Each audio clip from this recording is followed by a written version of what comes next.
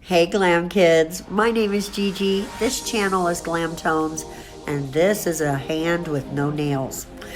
Or no long nails anyway, I do have nails. So guys, remember like 2 weeks ago almost now, I broke a nail. I broke another. I'm showing you that right now. It's really deep into my nail bed. So I can't put long nails on right now. Just gonna have to do a simple overlay and a little polish, cute them up as much as possible, and wait for them to grow out. This is the second nail that is broken from this set, and I used Yay Yogi on this set. And now the first nail, I know what I did there and it was my fault. The second nail, I don't know what happened.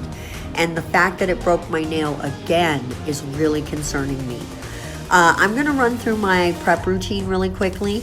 Right now I've got a fine grit sanding band on my e-file, and I'm just gonna go over the nails with these while we talk about Yay Yogi. So,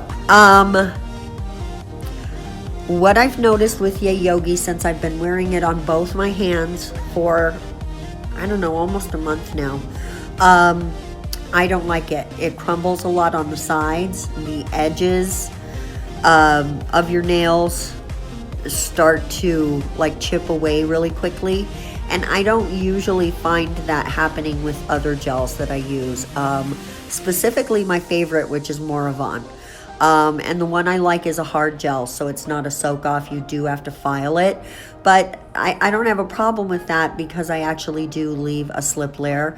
I find filing to be faster than soaking off, and I don't like what soaking off does to my skin and my nails. So I really am not a fan of the acetone removal process.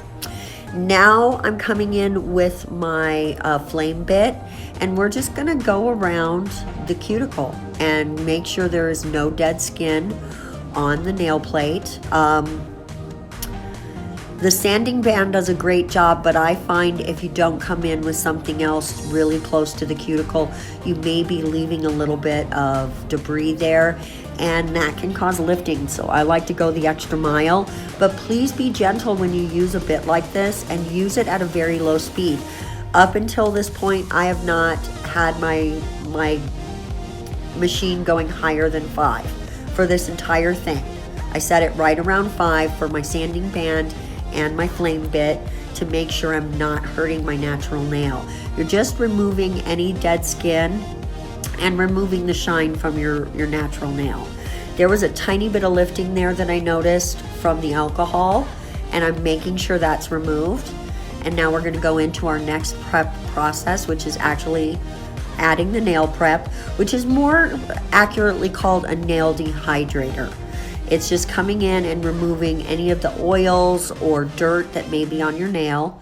Now I'm coming in with primer. This is a non-acid primer. This and the prep are by Mia Secret. I'm a big fan of their prep and prime. Honestly, I've not used a lot of their other stuff though, so I need to check it out. Now I'm doing a really sloppy job of adding light Elegance Tack. Between the two primers, I think Tack is really considered kind of a primer, but I use it sort of as a base coat, and I like to use it last because I'm using light Elegance builder gel right now in Ideal Pink, and we're putting down a slip layer.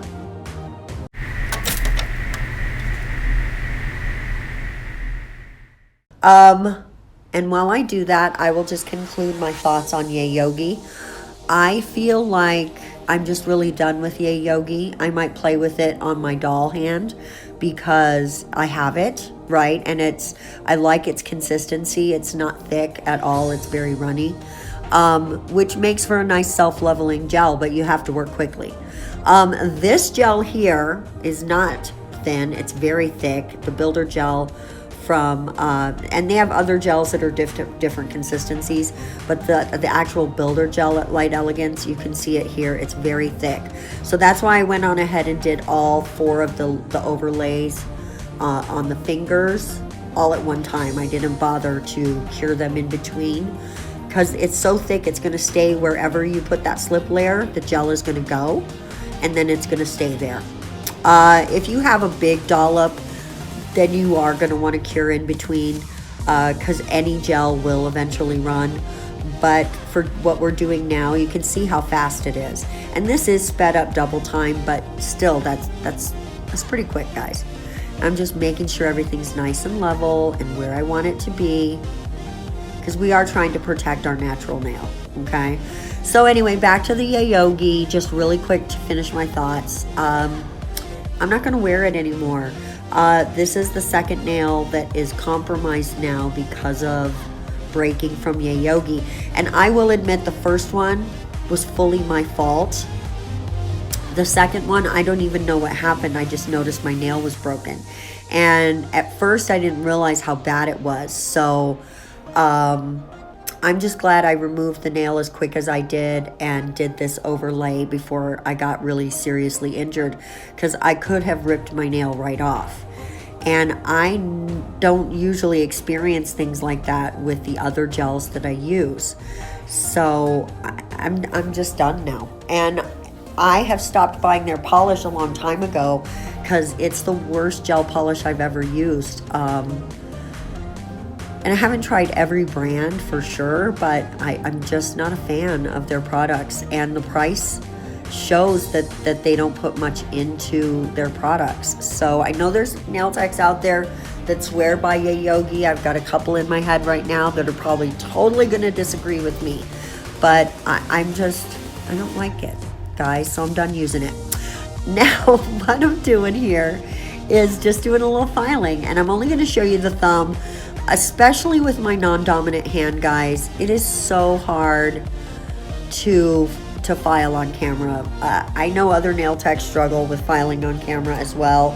You're moving fast, you're moving a lot, you're moving over and over and over again, and it's hard to stay in the exact same spot the whole time. So the editing is a nightmare. It's a nightmare. So I'm just going to show you the thumb, but there's not much filing to a nail like this. I'm just really smoothing it out, making sure the application at the sidewalls and cuticles are smooth, making sure the tip there is nice and smooth, and that's it. I'm going to do that on the other 4 nails, and then it's time to polish. And guys, we're going to do some CND Creative Play. And this is a very pretty teal color. I can't remember the name off the top of my head, but you know, it'll be down in the description box. And make sure you clean up your messes. I know I made a little mess there and I didn't show cleaning it up, but I did clean it up. I'm trying to not add too much extraneous video to bore you guys, right? You want to see the good stuff, Although let me tell you, my cleanup brush is never far away. You know, I'm cleanup queen. If there's a mess, I can clean it up. We got this. So we're doing teal on those first 3 nails. We're doing red on this pinky, on the index finger. Pinky nail, I'm funny. And then we're also gonna hit the thumbnail with that red. The red is also from CND Creative Play. I love the consistency of this polish, of this gel polish.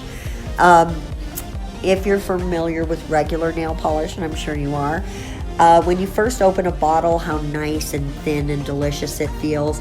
That's exactly what CND Creative Play feels like all the time, right? Because it doesn't start to dry out like regular polish does.